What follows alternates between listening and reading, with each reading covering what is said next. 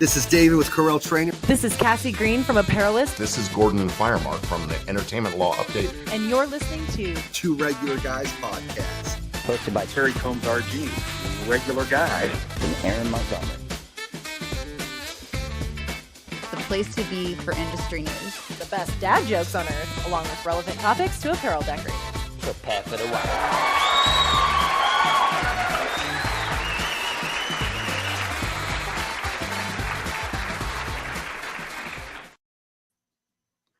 Well, welcome into the show. It is Friday, August 30th, 2024. I'm Terry Combs, and you can find me at terrycombs.com.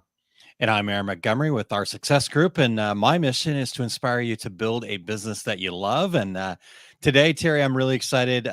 We get to welcome in a good friend of mine. In fact, I would consider him a mentor.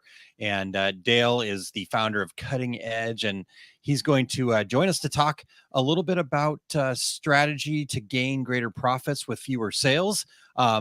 Dale's not necessarily an industry person, so this is really cool. We get to bring somebody in from the outside to kind of bring got just a wealth of experience. I mean, I've known Dale for a while, and every time I talk to him, I learn something new. So hopefully you've got your junior yellow legal pad there, Terry, and you're ready to go. I'm ready to take notes. All right. Awesome. So it's going to be great discussion. Yeah, Terry. And stay till the very end. I'll be stirring up the sauce today, talking about properly cleaning up after you screen print. Ooh. And got some tips for you. Yeah. I've been talking a lot about screen printing, so I think next time I better do a little bit DTG or DTF. Yeah, maybe. Yeah. No, but it's really good. Now, my question for you is, can I take this secret sauce and change a few things and then hand it to my son and see if he can properly clean up his room or his playroom office area after he's done too? Does this work across the board? I think so. I think if you put it into a little AI translation. All right. What about this press wash stuff, Dad? Yeah, exactly. Okay. All right. Well, we're excited to get to that. And Terry, you're always a wealth of knowledge in the screen print and DTD, GTF, and lots of other things department. But looking forward to that secret sauce. So make sure you guys are sticking around till the very end. So no news today, just everything happening. We're getting pretty close to Printing United. I think there were some wires crossed there. So we'll have some news back for you guys very soon. Things happening. We're actually adding a new person to the news roundup here as well. So actually next Friday, we will, you know what, we're going to keep it a secret. We're going to make it a little surprise. How about that? So we've got a new person joining us. So we're really excited about that next week. So stay tuned. It'll be a double up week of news, right? Absolutely. But sometimes we can skip the news, but we can never skip the dad joke. So, well, that's a good point. You make a really good point there. Before we do that, though, I got to say good morning to Cindy. Thank you for joining in there. Cindy, actually, if you get a chance to just go in there and share this with your community there, let's get some more live viewers in here. I know this is Two Regular Guys. Most of our listeners are podcast listeners. We get it, and we appreciate you guys. But it's always good to have the live listeners along, too, so we can have some great questions from you guys as well. So make sure that you're sharing the show with a friend out there. Okay, well, I think it's my turn for the dad joke, Terry. So are you ready for this? Okay. All right, well, whenever you're ready, Eric.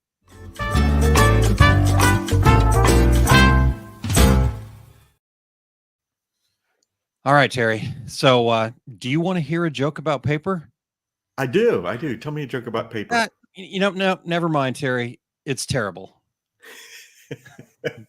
For our podcast listeners, terrible. Thank you. Whenever Eric has to put a banner up that explains the joke, I'm like, that's a dad joke. We got a winner there. Exactly. All right. Before we dive in, we want to thank everybody for checking out the Two Regular Guys podcast. We still need your voices. We would love to have regulators participate in our show intros. Go to decorators.inc./intro, read a few lines, and be a part of the show. We are always looking for new guests. So if you or anyone you know would like to join us, go to calendly.com/2, the number 2, regular guys, to book a future episode, or email us at info@tworegularguys.com.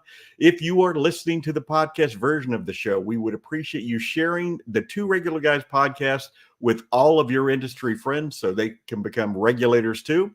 We would appreciate you giving us a review on Apple Podcasts, Spotify, iHeartRadio, Amazon Podcasts, YouTube Podcasts, wherever you do your podcast listening, we are there.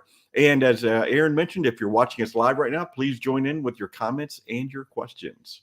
Yes, indeed. All right. Well, thank you for that, Terry. We've also got Chuck checking in this morning. So good morning to you, Chuck. Thanks for being along. And again, yeah, make sure you guys are getting out there, sharing this with the rest of your community there. So, Terry, man, normally, we're kind of like easing into this, but I think we got actually a lot to cover.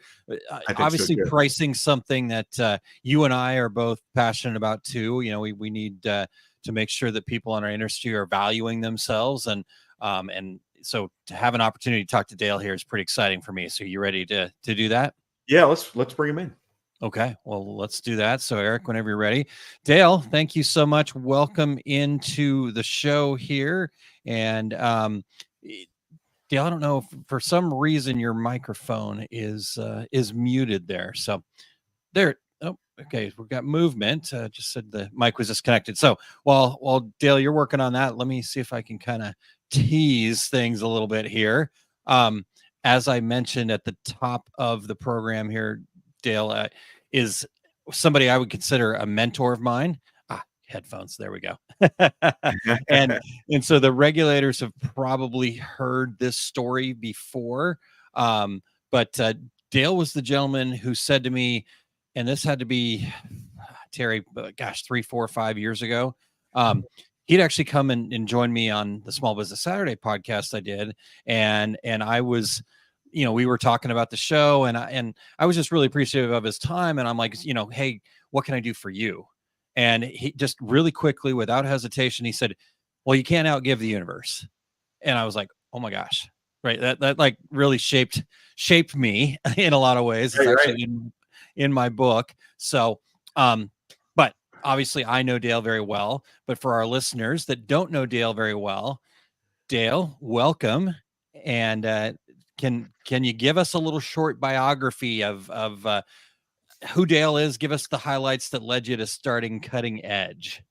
Oh, happy to. And thanks for having me. And thanks for those kind words. I really appreciate it. And sorry for the Bluetooth connection went crazy on me here for some reason. That's the way it goes here. Yeah. That's what we like to do. Yeah. My background, I'm a CPA by background, spent 3 years with a national firm. Then I moved into corporate and chief financial officer positions in a variety of industries. Lost a political battle at the last job I had and found a situation that lent itself to independent contractor arrangement and started a business providing part-time CFO services. Okay. Ended up doing a lot of pricing work as a part of that, and then had the good fortune to have my book Pricing for Profit published. And I've expanded that now to include gaining and sustaining a decades-long competitive advantage. So that's the short version. Yeah, definitely. But Cutting Edge is kind of something that I don't think it's recent, but you've kind of had some innovations lately and just changes as you've kind of gone through it. What led you to where you're at now to really be focusing on what you focus on now? Yeah, it's kind of an extension of the pricing thing, so helping people get the pricing. But then, I looked beyond that and saw that it made sense to help them gain a sustainable competitive advantage.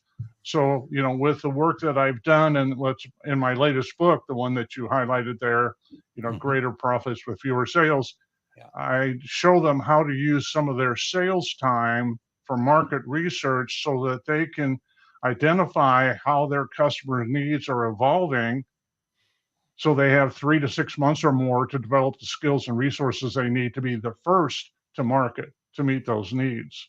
Interesting. Yeah. Well, I love it. Yeah, coming off of COVID, I mean, you know, the evolving of things is definitely something that we're all very familiar with. So that's pretty awesome that we can learn that in that book. Yeah. Dale, I teach screen printing classes, and somebody always before I get to it goes, "Are we going to talk about pricing?" And I'm afraid that too many of them follow the book "Pricing Just to Get By," and so what was your motivation for writing "Pricing for Profit"? And let me add to that, what do you think the biggest misconception businesses have about pricing? Okay, yeah. My motivation for writing the book was that as a fractional CFO, I couldn't handle more than 6 clients and typically only about 4 at a time. So there was a very limited number of people that I was able to help with my pricing system. And I felt that if I had written a book on that, that I could help a lot more people. And that was my motivation. Yes. In terms of the misconception, the biggest misconception is that price is the determining factor in the buying decision. And that's simply not true. In his first book, and he had several versions of guerrilla marketing, but J. Conrad Levinson said his firm interviewed 10,000 people. And he said that only 14% of them said that price was the number one factor in the buying decision.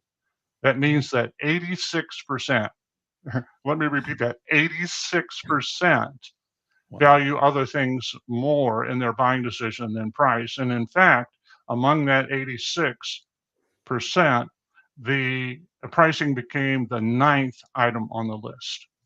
Wow. Mm. Yeah. Wow. It is so interesting, right? Because yeah, I think that's that, like you said, misconception is huge. Most people go into their conversations with their potential customers based on price, right? They lead with price. Mhm. And like you said, if that's not the most critical factor, then you've already put yourself at a bit of a disadvantage, I'd say. Does that sound correct, Dale? That's true. That's Yeah. true. Yeah. Okay. Yeah, and again, there's a lack of congruency then between what they're saying in the sales call about how they're better than their competitors Yeah. and the price that they're quoting. And when you get that, uh, it leaves the buyer confused. What do I believe? Do I believe their claims that they're really this much better than their competitors, or do I trust their price? And when they're confused, they're always going to revert to price. And I think that helps fuel the misconception. Yeah. Yeah. Oh, yeah. That's really, really true. Wow. Okay. So we're into it right away here, Dale, and I love this. I want to kind of get from you then. What are you seeing as like common mistakes then that people are making, and when it comes to setting those pricing, right? Because like you just mentioned, people are seeing the value based on the price. I've had experiences in my career where I was responsible for setting pricing and actually discovered that we sold more when we raised the price, which most Yes. people don't believe is true, right? And so I'm not trying to get into answering this question for you, but I'm curious if you see some mistakes along that. And then maybe if you could also help us kind of dig into how they could avoid those mistakes. Yeah, the mistake again, is that lack of congruency. Stating that we're better than competitors, but then charging a price that at the same level or below what the competitors are offering. And so you're confusing the market in that regard. People don't know what to trust.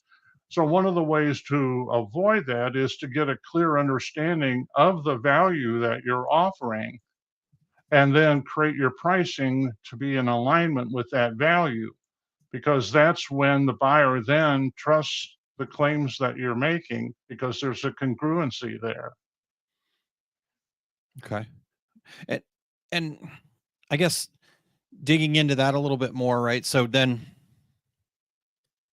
do you have any inklings as to what is driving people to have that lack of congruency? Like what's Well, the maybe going biggest, on for them? yeah, the biggest problem is that uh, business people aren't taught how to quantify value. Now, I'm a CPA by background, so we're taught to quantify things, right? Yeah. But most business owners don't come from that background. And so they really don't know how to convert the value, the benefits that they're providing into dollars and cents value. And so they need some guidance in that and some system because they lack that ability. They haven't been educated in that way, which is not their fault.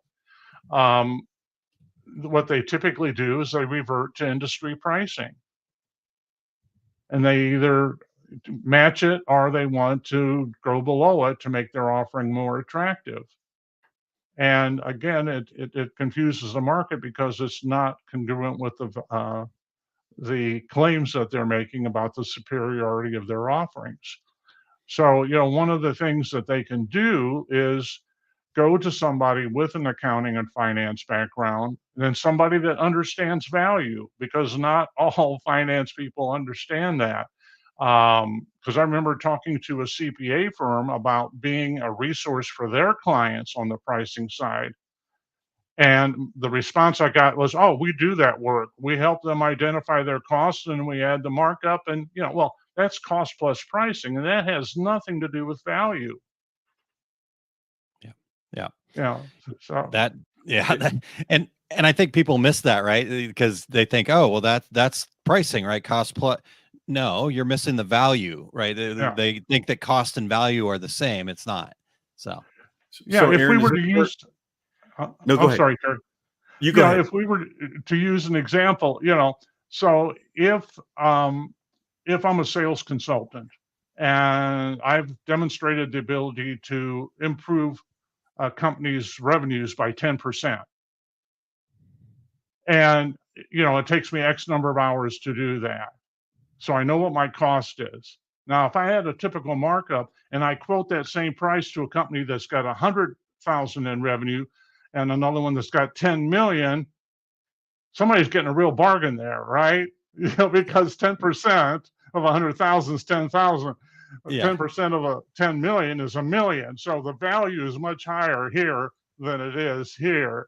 Yeah. And, understanding that difference between value and the cost is essential. Yeah. Aaron, is this where I get to say, in our industry, do good work, deliver on time, and people pay a premium for it? I think that does match up, Terry. That's a common saying here, Dale. So yeah. Actually, and so Aaron mentioned raising prices, and when I first started my business right out of college, and my business background was my degree in journalism. So, so I got married right out of college. A year and a day after I got married, I had twins. So yes, I raised my prices. I had to start making a living. But how do you address that fear that business owners have about I'm going to lose customers if I raise my prices? Well, the way that I handle that is I'll ask them, I said, do you have any customers that you really regret having taken on? And every business does, right? Yeah. They go, oh, yeah. I said, everybody's thinking of that person right now. Are they also people that are very demanding on price? They're either demanding lower and lower prices or they're expecting you to do more and more for the same price. Oh, yeah. I said, would it really hurt to lose them? No, I guess not. I said, would it be better to lose them and replace them with some of the other customers who value what you do? Yeah. So that's how we get past that. Yeah. I have a friend on the East Coast who's a screen printer, and every year he and his staff get together and discuss who gave us the biggest headaches all year. And then he fires them. He says, we've taken on some big accounts. We're not going to be able to service your account this coming year. Let me give you some suggestions on where you can take your business. And fires all of his bad customers once a year. Yeah, and I've heard that suggestion before, and it does make a lot of sense. For one thing, it helps you regain focus. Yeah. Who is my ideal customer? Because you're going through a very objective analysis. Who's my ideal customer? What is it that they value? Why are they so much fun to work with? And so I think it's a good practice. Yeah. Yeah. Well, in my experience, sometimes too, with that kind of thing, like you were talking about, Dale, if they went away, would it really be that bad? Right? Like sometimes you just need to raise prices to help them self-select to fire themselves. Yeah, exactly. Exactly. Well, there's an old adage in finance that said that 80% of your customers produce 120% of your profits. The other 20% gobble up 20% of your profits. Exactly. So instead of 10, Terry, maybe 20. There you go. I like that. I like that. All right. Well, Dale, in our industry here, t-shirt printers, people, screen printers, like Terry was talking about, but product decorators, it can tend to lend itself to, be fulfill of a lot of small businesses, startup types. Maybe they got some limited brand recognition. They're rather new. How do you suggest they kind of, get off the starting blocks by implementing a pricing strategy that's going to be effective for them? Yeah, one of the things that I don't think people realize when they're getting into business is that pricing is part of establishing the brand. So when you're very clear about what you're offering and what value it has, and then your price is congruent with that, then you create trust in the marketplace. And especially if you're willing to hold firm on that pricing because you understand your value, and so when you're congruent in that and you're consistent in that messaging, then people will trust it. But when you go in and you say, well, okay, this is my value and this is my price, and they're congruent, and then you get a price objection and you back off of that, basically what you're saying to the prospect is, I was just kidding. We can come down to here. You just destroyed your brand. They don't understand that they just took their value and trash canned it. Wow. Yeah. I mean, that's definitely, that is common practice. Oh, I got to get that business, so I'm going to lower my price. But like you said, they didn't even think about the fact that they just trash canned their brand. Yeah. Wow, that's important. Yeah, one of the things. I'm sorry. One of the things that I ask people when they're in that situation, I'll say, if a prospect is going to walk away from you and not buy, do you want them walking away thinking, gee, I wonder if they're any good because the price is low, or gee, I wish I could afford them? Most of us would prefer the latter. Yes. Right? I was going to say, ladder, please. Yeah. No, I was just going to say, we, Aaron and I have worked lots of trade shows together, and we always have somebody do something like, well, in our industry, a direct-to-garment printed shirt, the average selling price is $20 to $25. And there's a gentleman who came up to me at a trade show, and he said, in my town, you can't sell those shirts more than $15. And I'm like, it says you live in Columbus, Ohio. I do. That's the largest city in Ohio. And he goes, I know. I'm like, you are talking to all the wrong people because somebody in that town is paying $25 for that exact same shirt. You just, and I think it's just that mental, what I'm selling doesn't have value. I think because we run into those people at every trade show, in my town, you can't get more than this. That's you're limiting yourself with that kind of thinking. Right. Oh, absolutely. And it's counterproductive. And it slows the company's survival. It really risks their survival, and at the very least slows their growth dramatically.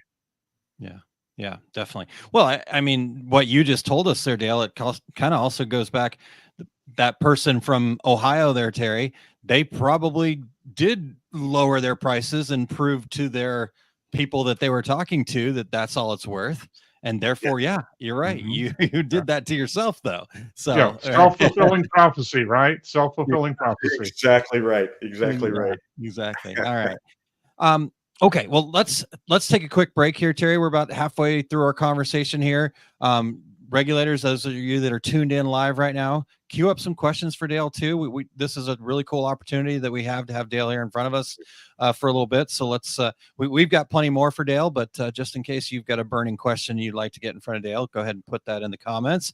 But we want to take a quick break here, and Dale, we're going to share a little bit. I've been talking a lot on this program about our upcoming masterclass that I get the pleasure of doing with you. And so I've got a little, for lack of a better term, commercial about this really exciting opportunity that people have here coming up on September 5th. So Eric, whenever you're ready. If you're a business owner like me, do you have time to get a quick tip to help you make greater profits? All of the time spent on fancy ads, lead magnets, or other hope marketing is just time wasted if you can't answer these 4 questions. What do you do specifically? And that's really about getting clarity on the problem you solve for your ideal customer. Who are your ideal customers specifically? What makes them unique to your business? What do your ideal customers value? Why would they buy from you over other potential options? Finally, landing on the answer to what is your value to your ideal customer in dollars and cents. So spend some time digging into the roots of the answers to those 4 questions. How specific can you get? Because the more specific, the greater your profits are going to be with less sales.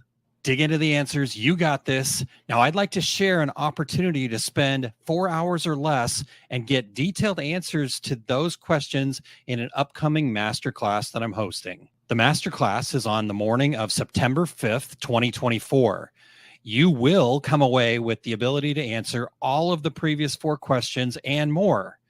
If you're ready to attract more ideal customers, set the right prices, and enjoy long-term profitable relationships, check it out. You can learn more and sign up at osg.link/profit. With a limited class size of just 6 participants, you'll receive personalized guidance and support. Make sure to secure your spot now to be able to join this masterclass.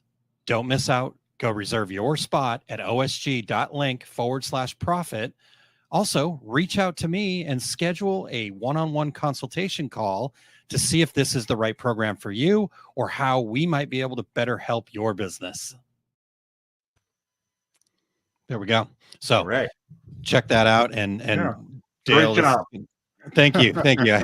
I kind of, this was content and stuff that Dale and I've talked about. Dale helped me figure out, okay, let's do this. So yeah, I know I said call and schedule a free consult, but we're coming up on it, guys. So just sign up, but happy to talk to you in the meantime if there's any questions that you have. Again, I think this is a cool opportunity to really, we can only cover so much here in this conversation. We're going to go in deep with you coming up on the 5th. So looking forward to that. All right. Well, hey, we're talking about value a lot. So how do you help a business show the value of what they offer so they feel confident in charging a higher price for it? Yeah, there are actually 5 elements to a premium price strategy. The first is a clear brand promise, which is, as Aaron just mentioned in the ad there, the result that the customer is going to get. Yeah. All right. So when we can communicate the result they're going to get, and the biggest mistake made there by businesses is they either name themselves like I'm a videographer. Well, okay, so you're one of 10,000, or they describe the process they use, and people don't care about the process. They want to know, can you get me the result? All right. So the first thing is a clear brand promise. The second thing is a psychographic profile of the ideal customer. And that's a profile based on values, behaviors, and characteristics. And that's different than demographics, where you're looking at age and income levels and location, geography, that sort of thing. So the way I like to differentiate the two is I tell people demographics will get you to the stadium. Psychographics get you to your seat. Okay. Because when you understand why people are buying what they're buying, then you can communicate that more effectively in your marketing messages. You communicate it more effectively and consistently in your sales calls. And so it ends up working much better. and people then get a sense for whether or not there's an alignment between what they value and what you value or not. Yeah. Okay, so those are the foundation elements: the clear brand promise and the psychographic profile. The third is the marketing message then. So when you have that profile and you include it in your marketing message so people either see themselves or not, then they opt in or out depending upon whether or not there's an alignment of values. So you end up attracting more of the people who share your values, and the sale is virtually made when they call because they already know what you're talking about works. They're just not getting the result that you're getting. So you don't have to educate them. You don't have to convince them. They're already there. Those that aren't aligned with that, just don't bother calling, which saves you a lot of time and energy and a lot of rejections. Okay. So that's always a good thing. Yeah. The fourth element is the sales scripts. And these aren't the how do I get in the door kind of things, because there's plenty of sales training out there on that. This is how do you convert the benefits that you provide, that result, if you will, into dollars and cents value. And so we come up with a series of questions that engages the prospect in a calculation of that value. Because when they're involved in the calculation of the value, they trust the numbers. And then when your price is based on that value, it makes a lot more sense to them. It's understandable and more acceptable and easier for them to embrace. And then the final element is the bundling and pricing, where you create 3 budget options. And 3 is a good number because people don't have a difficult time deciding among 3. More than 3, and it becomes challenging for them. Yeah. The second aspect of the bundling and pricing is that you want to price based on the value of each of those options. But here's where there's a difference. In a lot of sales training, at least in the past, they would tell you to sell up, have a low base price, and then get the add-ons. So that's where you make your money, right? Yeah. Social psychologists tell us it's the wrong approach. You offer your best option, your highest value option first. And then if they don't want to buy at that level, if they say, it's too high or whatever, you can offer them another lower priced option. And social psychologists said the likelihood of them taking that second option is much greater because of what they call the law of reciprocity. So if you do something nice for me, then I'm going to want to do something nice in return for you. Yeah. So when I make a concession as a seller to a lower price point, I've done something to help you, and you're more likely to buy. Now, one of the things that I add to that is this language. When you offer that lower priced option, what you want to say is what you're giving up is. Because often that prospect is just testing to see whether or not there's a lower price available. They don't want to give up anything. They just want to see if there's a lower price available. And when you tell them what you're giving up is, then it forces them to reevaluate that initial knee-jerk reaction to the price. Yeah. And evaluate what's really important to them. And whatever they choose is going to be a more comfortable decision for them because they went through that objective analysis. Yeah. Wow. So, those are the 5 elements. That kind of reminds me of I'm involved in selling direct-to-garment printers, Epson direct-to-garment printers, and they just came out with a kind of a crafter's direct-to-garment printer for $7,000, $69.95, and it's surprising how many people, once I have the conversation with them, go with the higher priced item because I do exactly that. I start with, now this machine is limited to 10 inches by 12 inches. The other machine, 16 by 20. This machine takes about 5 minutes to print a shirt. This machine takes 2 minutes to print a shirt. And so they have the options, but as you said, they don't want to give up that time. They don't want to give up that size, that sort of thing. So I think that's kind of what you're getting at here. Yes. Yeah, absolutely. Yeah. You offer them options Because one thing from offering options, it takes it out of a yes or no decision. It's not yes or no because I only offered you one thing. It's which of these. Yeah. I Okay. love the three also because somebody was just asked me in a screen printing class I taught last week here in Phoenix, and they were talking about dealing with customers and giving them options and which font to pick. And I said, well, don't show them that book of 150 fonts. Say, here are the three that I think would work best for your project. Yes, Because exactly. they're not going to pick anything. They're going to just, their brains are going to explode. Yeah. Well, you go to a restaurant and it's got a two-sided menu. You decide like that, right? Yeah. You go to a Yeah. restaurant that's got 5 pages of menu. How often are you really satisfied with your decision? You make Right. one, but you didn't go through all 5 pages, and you wonder whether or not there was one that you might have liked better than what you chose. Yeah. Yeah. It's ridiculous. Yeah. It's like you're reading a magazine. You're just Yeah. page after page after Uh-huh. page. Yeah. Yeah. No, but I think the interesting part for me as I listen to this, Dale, is the nuance of what you're talking about here too, right? Because I think if people weren't really paying attention, that they're like, well, wait a second, Dale just said to lower the price.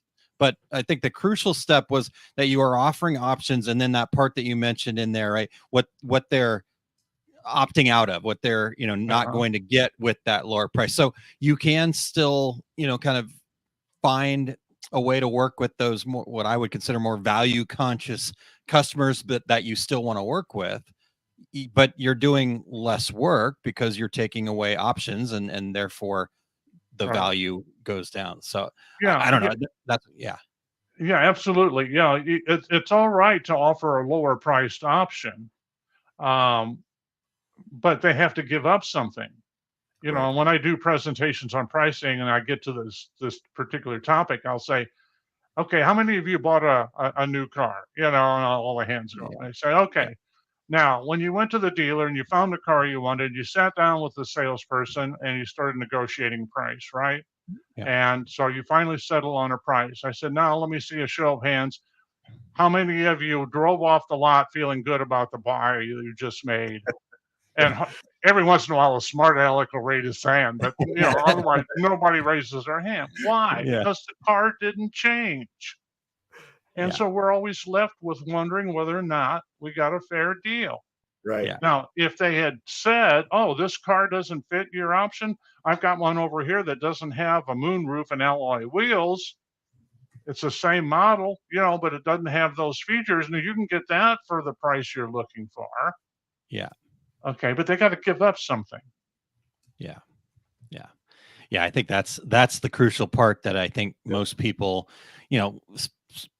because, again, like you said, Terry, we might be dealing with a $20 shirt, but there are ways to have the same structure within that $20 shirt, right? Like you could have the option where there is, sleeve prints or front and back and different things like that. And, Yeah. that's where you start, and then you can kind of work your way down, or different grades of shirts, right? Like good, better, best, right? As far as like the actual make of the shirt. So this is all very, very important for us to understand across the board here. So I'm glad we're having this conversation. Okay. All right. Yeah, definitely. So Dale, okay, I want to go. Okay, so we're all listening to this, and hopefully some people are going, okay, I do need to maybe take a little bit harder look at my pricing here. Are there signs that we should be looking for when it's time to change prices? Okay. Well, one very obvious sign is when you're running near capacity. When you're running near capacity, what it says is that people love what you're doing. They feel really good about the value they're getting, and they want to continue doing business with you because you're often getting a lot of repeat business from these folks. So it's a great time to raise prices. And then the ones that are most price sensitive, as Aaron mentioned earlier, are the ones that are going to go away, right? So, so that's one thing. The the other situation in which you should raise prices is annually. Okay. So, most people don't think about raising prices annually, but if you raise your prices every year in the range of 3 to 5%, what happens is that people look at that increase and they'll think, well, I wonder if I should shop this. And then they think about the fact that they're going to have to find new sources. They're going to have to investigate whether or not they're any good. They're going to check references. They're going to go online and research reviews. Then they're going to have to negotiate the price with you, the arrangement with you. And they're not sure that you're going to get the same service that their references say they've been getting. So they go through this mental calculation, often more subconsciously than consciously, and think, look, I'm just going to go with it. I'll pay the increase. And that 3 to 5% is high enough that in most years, you're going to outstrip inflation. Your purchasing power in your business is going to go up in real terms. Yeah. Yeah. That's so, I mean, again, I don't think people think deeply enough about this. I had a conversation with someone not too terribly long ago, and she had not raised her price in 10 years. Uh-huh. And I'm like, wow, I mean, just the inflation we're going through this year, how are you keeping up? Right. And the reality was she wasn't, she was at or beyond capacity and still felt like she couldn't make ends meet. Like, Yeah. it seems pretty simple, but she just couldn't bring herself to do it. So yeah, exactly. Yeah. Well, so what about really competitive markets? What advice would you give to a business that, where prices keep going down and down, and we don't want to be a part of that cycle? Yeah, typically there are two reasons why that's happening. One of two reasons. One is a lack of differentiation, that for some reason the industry has gotten a little complacent in terms of differentiation among its competitors. So, if that's the case, then the simple thing is to talk to customers and find out what annoys them about the industry, and then find a way to resolve that, to overcome that, because it's the little things that have a big impact for the buyer. So when you can remove a little annoyance from them and nobody else is doing it, it's a big thing for them. And so it creates greater customer loyalty. It's a differentiation, and they'll pay a premium to get it. Just like you were talking earlier about the quicker delivery, and stuff like that. The other reason is that market saturation. It's just that there's too many providers in the market for the demand that's there. And the key there is then to begin to look for other markets. Yeah. And Dale, I think sometimes, when we think about that, looking for another market, that can be a little bit scary, but correct me if I'm wrong here, or help me kind of explain this for folks if you kind of agree with this. The nuance of what a new market is, it might not be that far off of where you're at. You just, again, kind of changing into a related market that where it's not so saturated, less demand. Does that sound reasonable? Yeah, that's right. And the more complementary that's the word your offering is to another market, okay, the easier it is to make that transition. So if you can add something complementary to what you're doing that will appeal to another market, then it's not like you're cutting ties completely with the past and launching a new business, but you're transitioning by using some complementary products or services to enter new markets and then gradually make that shift over. Yeah, totally. And Ramona in the comments there, she says markets as in finding a niche that's not overly seen. And that's what I think that's what you just described there, Dale. Right. Yeah, I would agree with that. That's great phrasing on her part. Yeah, definitely. Okay. Well, Dale, this has really been awesome. I know you've worked with lots and lots of people, and so kind of got to go into your memory banks here a little bit, but I'd love to hear some examples of how these strategies that you're talking about have kind of been used, and the success stories that you've seen. And I guess the reason I'm asking this is I'd love to hear what we could learn from those stories, right? It might not be a t-shirt printer exactly, but how can we as an industry, because we're all marketing and selling our business. So that's Right. that's not unique, right? So Right. help us with that, please. Okay. Yeah. One of the most fun success stories for me was with a woman who was a trainer, hunter jumper trainer, and she trained horses and riders for hunter jumper events, and she had a very high winning record. But when she got around to calling me, she had a 95% vacancy in her barn. And we went through those 5 elements with her and defined all those. Within a month, her she went from a 95% vacancy to a 5% vacancy. She picked up 25 new weekly riding lessons. She had so many horses for a show one weekend, she had to build some temporary stalls. And somebody approached her to help design a hunter jumper arena. Now, I mean, I'd love to take credit for all that, but I shined the light on the path and she ran with it. I mean, she made it happen. You know, on the pricing side, to give you a sense for the differential between the volume pricing and the value pricing, one of my clients had an assessment tool that she was charging $179 for. I showed her that it was worth $12.50, even to a very small company. She said, I could never charge that. I said, okay, how about $8.95? She goes, yeah, I could do that. So a week later, I get a phone call from her and she's all excited. She closed her first $8.95 deal. Then she said, as soon as I closed it, I knew I could have gotten the $12.50. She raised her price to $12.50. So I seven love times what she was getting previously, which means that she only needed 14% of the sales she needed previously to get to her revenue target, and those sales were going to be a lot more profitable.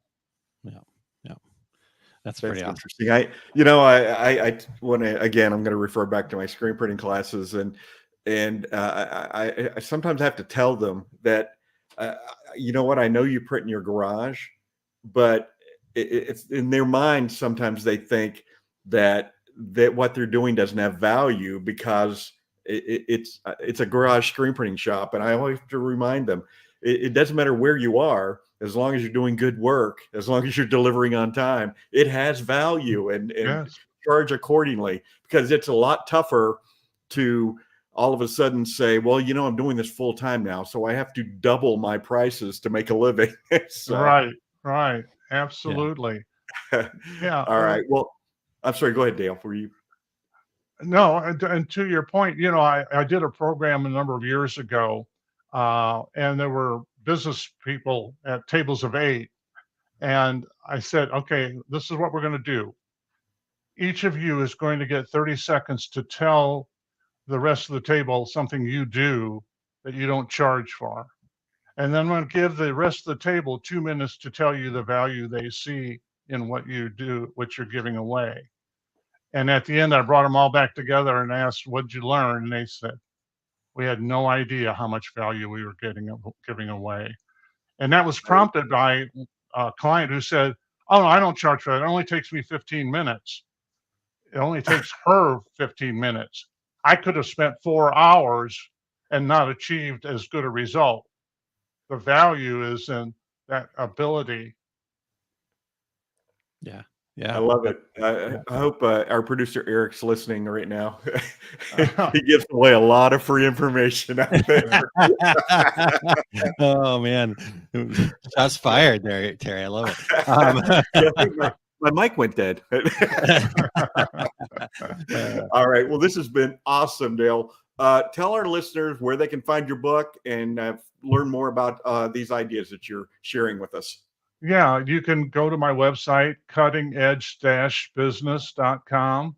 Also, the books are on Amazon, so they're available there, along with a number of others that I've written. So, and you can always reach me at 314-707-3771, or Dale@Furtwengler.com, which might be more challenging because of my last name. But anyway, I don't know if people have noticed. I've avoided saying it because I normally mess it up. So it's an when I awesome last teach name. class, I introduce myself and then I say, obviously, I get on a first name basis very quickly with people. So.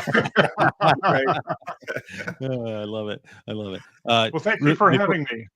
Yeah, Dale, thank you so much for being here. This has been great, and looking forward to the masterclass on the 5th of September. I am too. Thanks again, gentlemen. Thanks, Dale. See Fantastic. you, Dale. That was Wow. awesome.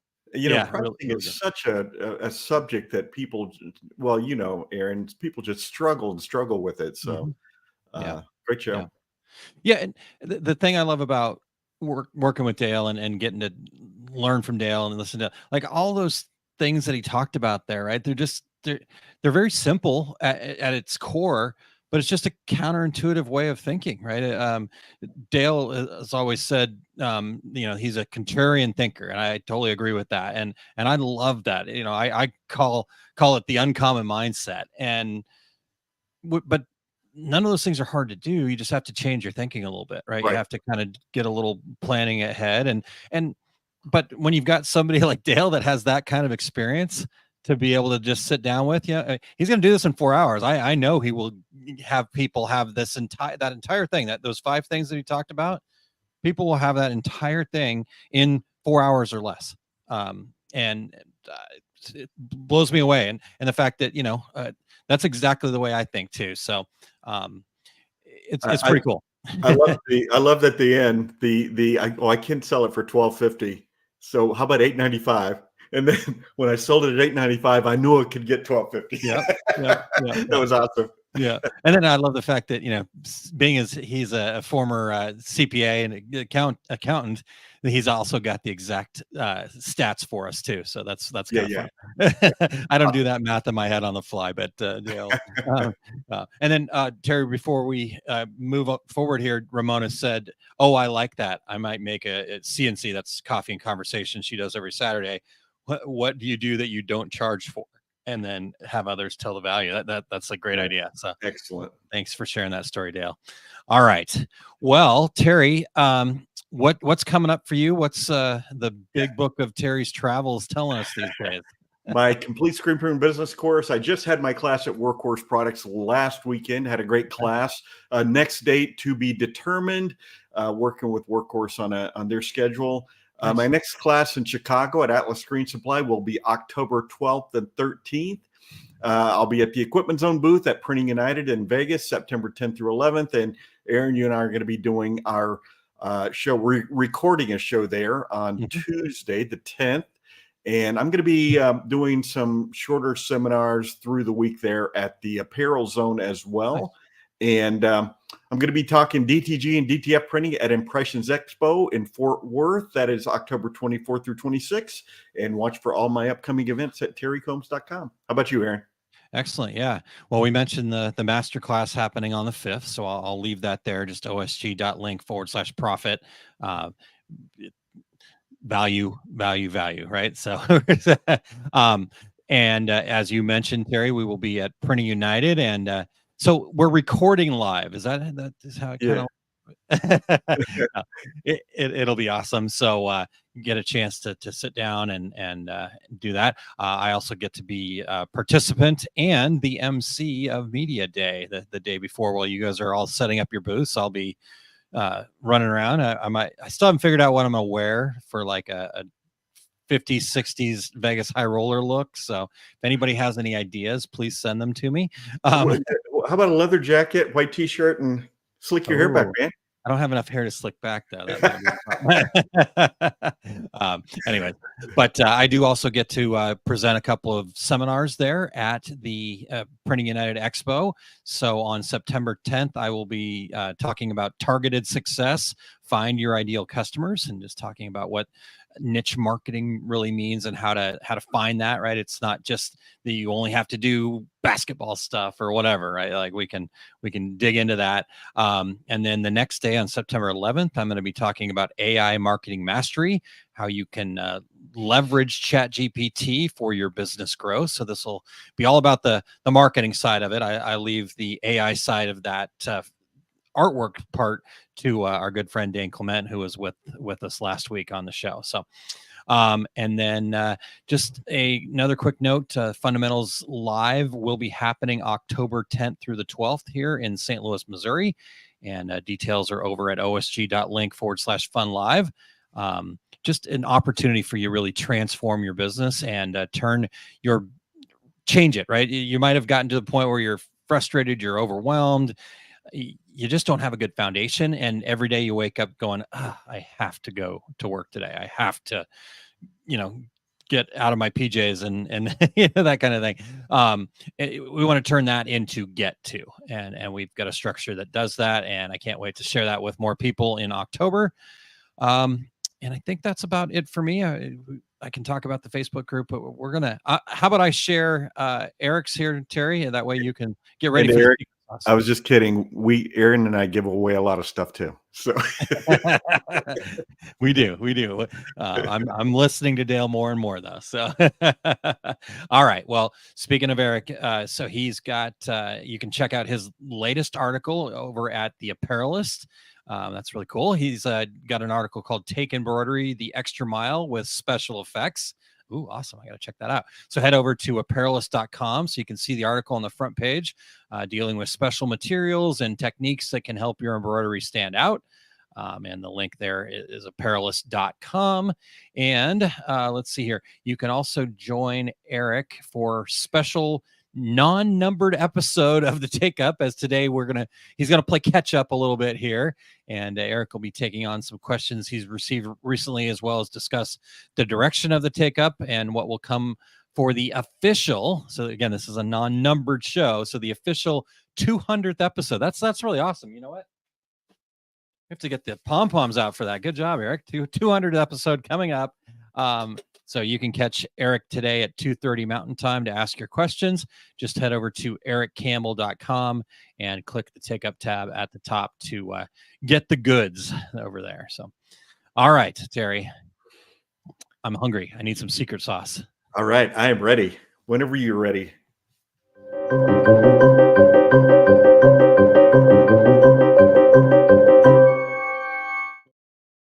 All right. Today's secret sauce is cleaning up after you screen print.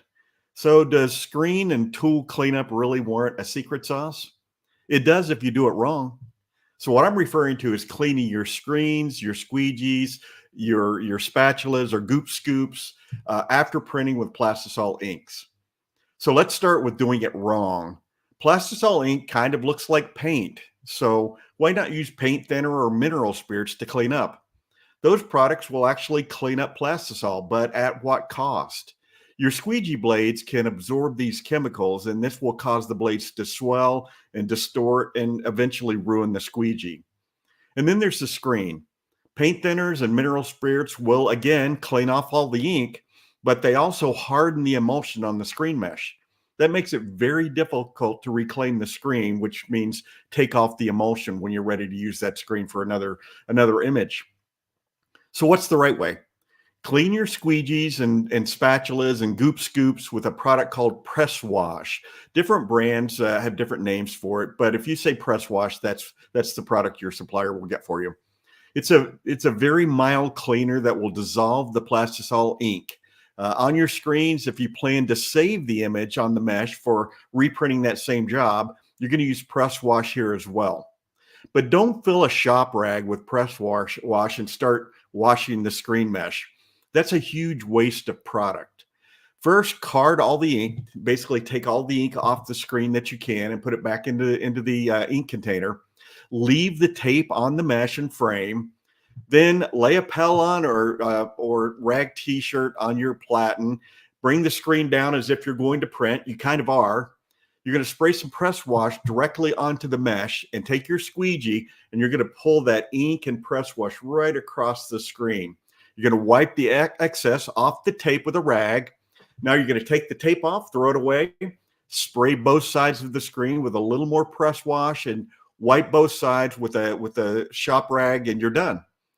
If you're going to reclaim the screen, you're gonna take all the emulsion off after you take the ink out. You're gonna cart all the ink out of the screen, and you're gonna also take off the tape. Take that screen with a little bit of plastisol still on it over to your sink. You're gonna spray an ink degrader on both sides. You're gonna scrub with a brush, then hose off the excess. Then you're going to spray that screen with reclaimed solution on both sides, scrub with a brush again, then you can power wash all the emulsion off. That's my secret sauce for today.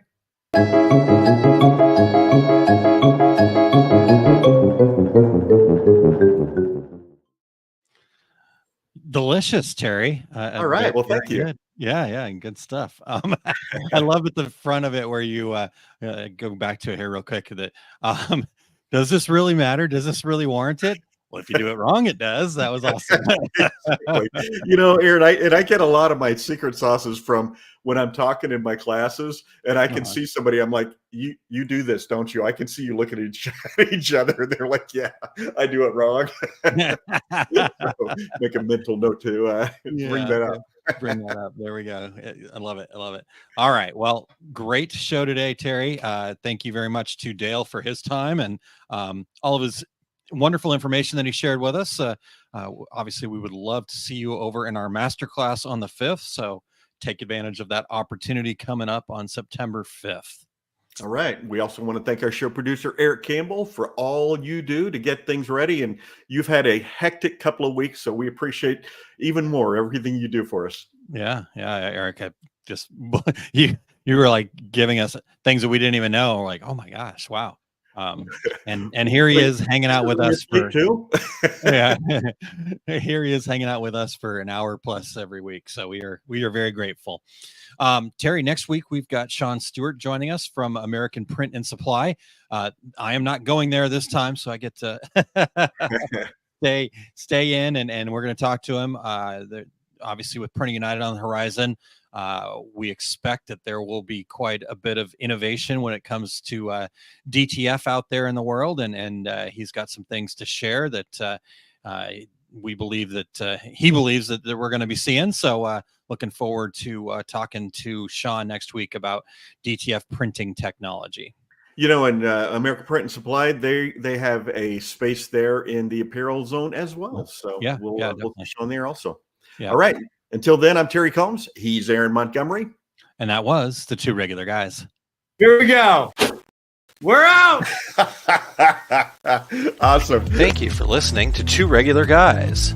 Check out our website at tworegularguys.com. That's the number 2, regularguys.com. You can also interact with us over at our Facebook page, facebook.com/tworegularguys, or send us a tweet, twitter.com/tworegularguys. And we have a YouTube page. You can find all that from our website, tworegularguys.com. Thanks for tuning in, and we look forward to spending some time with you again next week.